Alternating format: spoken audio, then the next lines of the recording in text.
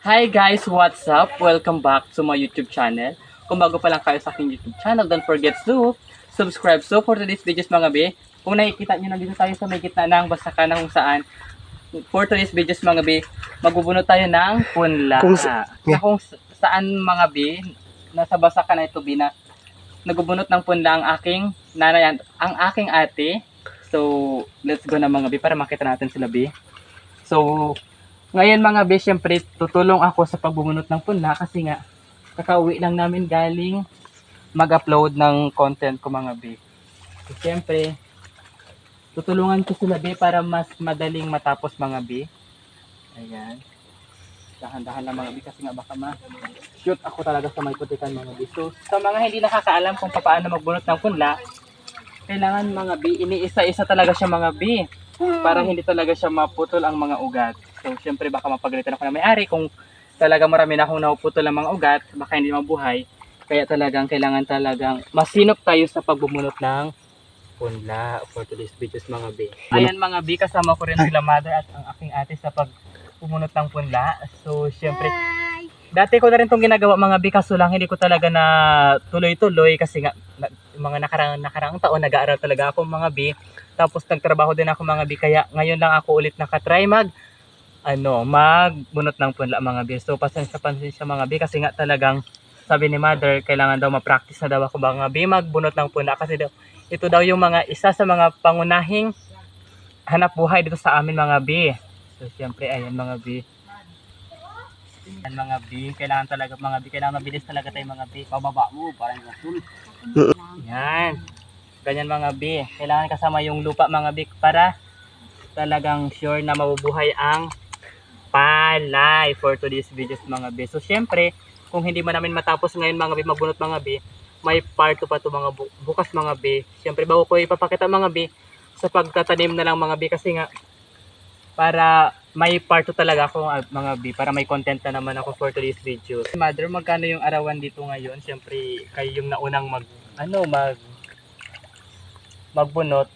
Magkano daw yung arawan or bigas-bigas lang? Kung sa tanim, arawan. Pag ganito bunot, isang ganito dos, isang bigkes, ganyan kalaki. Ganyan kalaki, dos mother. Dos. Pero pag magtanim ka na, arawan na yan. Yan, lang isang araw mo. Wala pang kain yun. Merinda-merinda lang.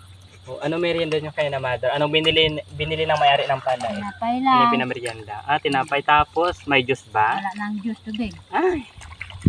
So ayan mga bi, wala daw silang juice kaya na mga bi, merienda lang, tinapay lang.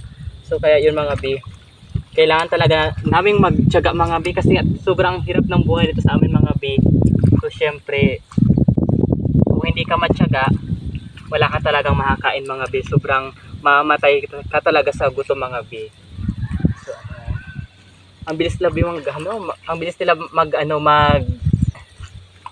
Ako talaga to pautay-utay. Ayan. Ikaw na lang magtali. Mga bi, maghanap muna ako ng pantali mga bi. Siyempre parang matalian ko na sa mga bi. Yung ginabadbadat mo kintanin. Ayan. So sa mga hindi nakakaalam bis, ito yung pinapantali naman mga bi. Ito po ay buho. Gawa sa buho mga bi. Pinato lang talaga bi. Siyempre mura to siya mga bi. Hindi kailangan matanda pag kukuha ka ng pantali sa punla. Sa punla ng palay. Ayan. Kailangan talaga ating hugasan mga bi para malinis yung ugat ng mga palay mga bi.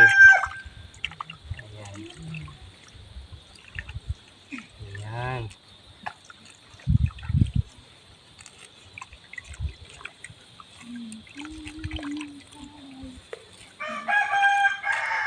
Ayan mga bi. Ganito ba karami mother? Pwede na yan, bigkisin mo na. Ganito. Pwede na. Yan. For today's videos mga bi, may isang bigkis na ako mga bi. Kung sa akin may 2 pesos na talaga ako mamaya. Pambili ko ng candy or ice candy.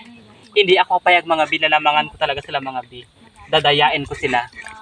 Kaya lang mga bi, syempre, kailangan ko talagang magsumikap mga B. Kailangan maka 10 bigkis ako ng mga ito mga B para may 20 pesos ako. Ayan, mother. Hindi ko nakita si Papa sa bahay. Saan siya ngayon?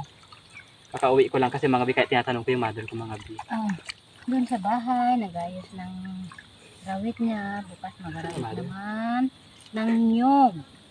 Saan? Doon ano ba yun yung tawag dyan, yung awar, yung tawag sa amin Buho. Palawan, Buho, awar, mother. buho yun. Oo. Pang sungkit ng nyog. Ayan. So, Yun, sa bahay, mga busy nag-ayos. father daw sa may bahay. Kaya ako lang, Nag-aayos ng dalawa lang kami dito ng anak ko, pangsungkit magbunot namin ng sa punla. sa nyog kasi nga siyempre yun yung hanap buhay ni Papa sa hanap buhay niya dito sa amin, yung pagsusungkit ng mga nyog mga B. Siyempre sa Siyempre. kanya, ang anak buhay niya magrawit, sa amin dito naman kami sa tubigan. Yan. Kasi hindi namin kaya magsungkit ng nyog. Ito lang yung kaya namin, magbunot-bunot ng punla. Kaya dito kami. Tama na yan. Siyempre maraming salamat kay Japet Burikat sa pagbibideo sa akin for today's videos mga B. Kahit na naiinitan siya, laban pa rin mga B. Kahit na sunog na ang kanyang mukha, laban pa rin. Naway hindi siya magsawang mag-video sa akin mga B pag nagko-content ako. Kasi nga, pag wala talaga kaming photographer, ay videographer, kami na lang talaga B nag-video B. Kasi nga, minsan hindi namin dala yung yung ring light. Kaya, tiyaga-tiyaga lang sa paghawak ng camera mga B. Ayan. Ayaw ko na maghay. Yung kamay ko maputik. Kita nila. So sabi ni Mother mga B, hindi daw siya maghay mga B.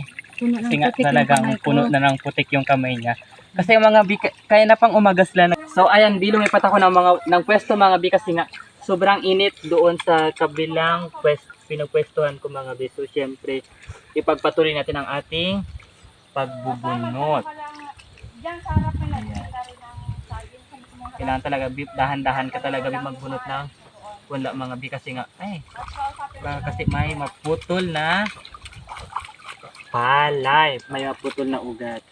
Kapag wala kang tiyaga, wala kang linaga. Ito yan sa probinsya, ganun. Ayan.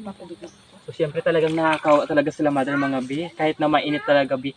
Go lang na. Go lang ng go sila sa pagbubunot ng punla. So naawa ako mga B, kaya nandito ako ngayon sa may gitna ng Basakan ngayon for today's videos kasi nga tinutulungan ko sila para matapos na agad mga B. So syempre medyo hapon na rin mga B kasi nga kailangan ko talagang magsundo ng kapatid ko mga B kasi nga nasa school pa siya mga B. So alas 4 na ngayon mga B, kaya kailangan ko na rin magpaalam mga B. So hanggang dito na lang mga B. Ay maraming salamat po sa walang sawang pagsuporta sa akin mga B. Naway hindi kayo magsawang suportahan ako. So, maraming salamat sa 414 subscribers ko mga B. Naway dumagdag pa. So tiyaga-tiyaga lang talaga mga B ang kailangan ko para maabot natin ang 1,000 subscribers sa mga susunod na mga araw mga B.